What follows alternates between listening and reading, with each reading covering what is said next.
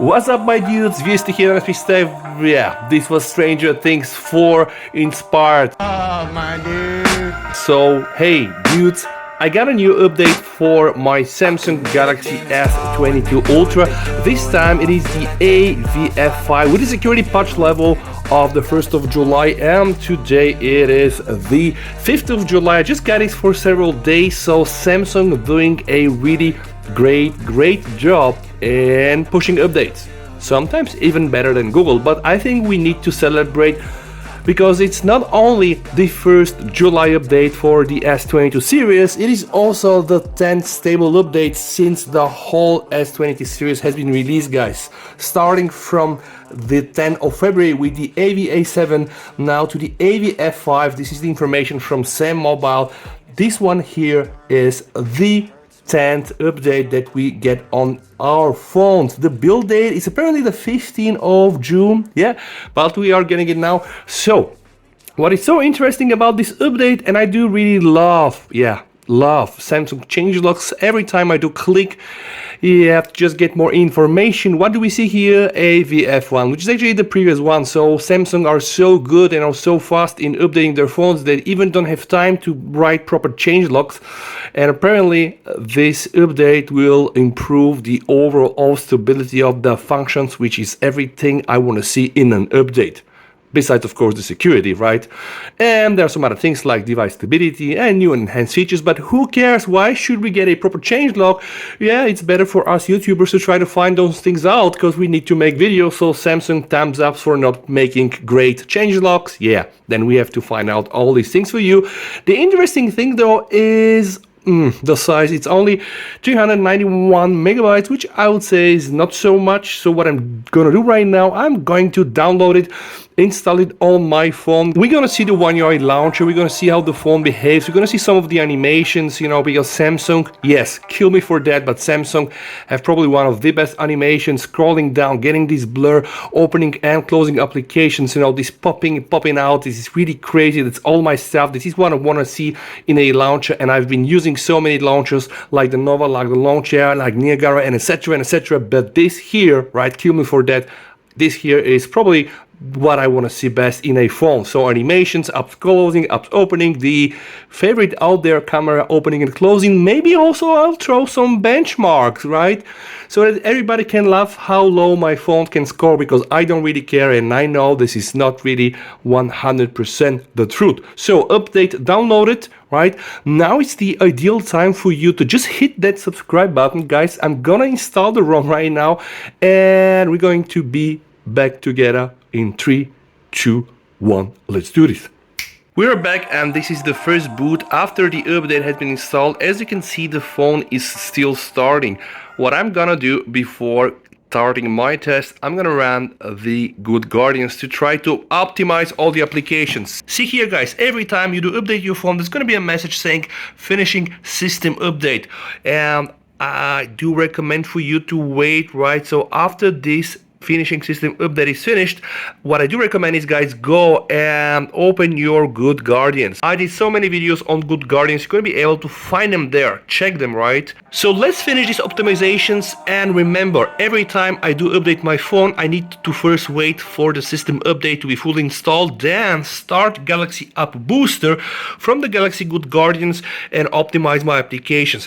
Do you have to do this? No. Is it good for your phone? Yes. One UI 4.1 itself will suggest an optimization with Good Guardians by sending you this message inside the notifications: experience slowdown after software update, boost now. The moment you start the Galaxy App Booster, you're gonna get this message optimizing. When you go inside the application, you are gonna be able to monitor the progress. And don't get me wrong, this can be really a slow process. As you can see, I am still doing it. Alright, the optimizations has now been completed, so you just click done, and that's it. Now, guys, I want to show you the software version that I'm using right now. So it's still One UI 4.1, it's Android 12. The Google Play system update is from the 1st of June, and what is more important, guys, the security patch level is from the 1st of July. I'm using the S22 Ultra Exynos version, Exynos 2200 with the EU XCC for Europe, and my build number is the AVF5. Let's now check the home screen animation. Something that really drives me crazy is this here. Whoa, wow, was this smooth, guys. You know, I have a feeling that this is never smooth in my videos. This drives some bad thoughts and make me say some very bad things in my videos. No, I'm joking, but I was not really happy right now. Can I say that Samsung finally fixed this animation on my phone? Okay, let me just do it one more time. 5 more times. 4, right, 3, 2, perfect, guys. I think this time it is quite nice. So this animation is okay. Let me just try to go through the screens. Absolutely perfect. I'm gonna scroll now left to access my Google feed. Okay, for just a tiny microsecond there was a slow stutter, but it was not that bad at all. So let me just do this one more time and let me just oh my god, no, I can now confirm this animation totally had been fixed on my phone. So the home screen animations, not so bad at all. The One UI home version is 13.105.21. This is really the latest one on my phone. Now let's check notifications animation, something that was fixed a while ago and it was really making people feel bad. This one here, boom, very smooth, right? Boom, smooth. I would say this is really, really smooth. Now just go and see the quick settings. All right, I think, yeah, what can you want more, right? Okay, maybe this animation here, but you see, this is one of the reasons why I do love One UI 4, like everything building up like here and the blur that is introduced, it's really awesome. Let's now check the blur animation. So, yep, this is very nice. Opening some of the folders will get you this kind of blur, which is absolutely stunning, which I really, really love. And now let's check the recent menu animation. Whoop, all right. Coming quite nice, and you can just see I have tons of apps open on my phone. One more time. All right, perfect. One more time. Perfect. One more time.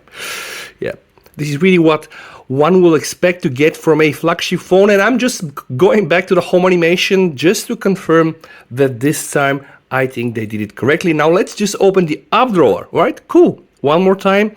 App drawer, blur, everything working very neat. Search. Okay, let me just try to search for volume, for example. Custom volume limit. Oh, I'm just eager to see what is going to be open here. Yep, Jesus, again, all the searches do work. YouTube search work, my files, everything really works as intended. And guys, what I'm going to do right now, I'm going to open the Twitter.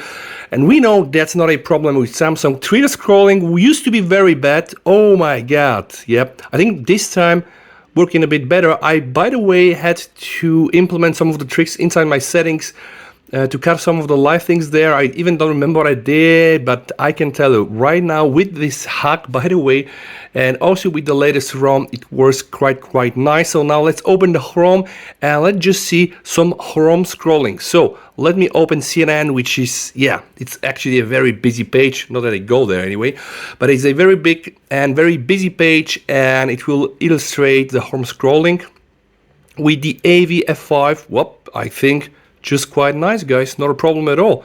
Scrolling was okay, yep. Okay, and see all the apps opening and closing from the Chrome is working quite nice. Now let's do applications opening and closing. So the first thing, of course, is going to be the camera.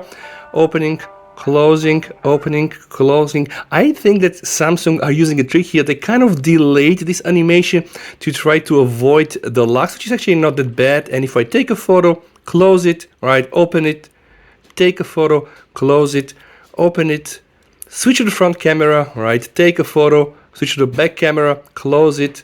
Yep, I think it does work quite nice. Let's now check some of the gallery animations. Screenshots, whoop, all right, yep, this was causing issues, by the way. Yep, it is not so bad now. See, still not ideal. I would say that the gallery scrolling is quite nice. Now let's test the widgets. So Spotify opening, closing, I would say animation flawless. You might think this here is the weather, but no, that's a smart widget. So I have the weather and the clock. And yeah, if you didn't really see my video, then check it, because the smart widgets, you can just add a tons of things. So you can have widgets inside widgets, and this is pretty much what I used to have right now. I just, of course, have the weather and the clock, but it's smart, so you can pretty much do more. And then here, this is the device care. So opening, closing, I think the animations are quite intact. I'm just gonna clean my RAM and etc. So one more more time, we just see that everything works perfect, guys. And the last thing, guys, that I'm gonna do in this video is gonna be a benchmark so that we can all laugh at my expense. My phone is a bit heated, 39 to 41. Just have in mind I'm using AC right now in the room. It's like 26, so those here are not some of the best conditions that you can do a benchmark, but again, I'm just gonna do the benchmark so that we can have some laugh at my expense. So without any further ado, guys, I am going to start Geekbench. So I'm gonna do one round of Geekbench and then also a 3D Mark Extreme Wildlife benchmark so that we can laugh at the results. Run.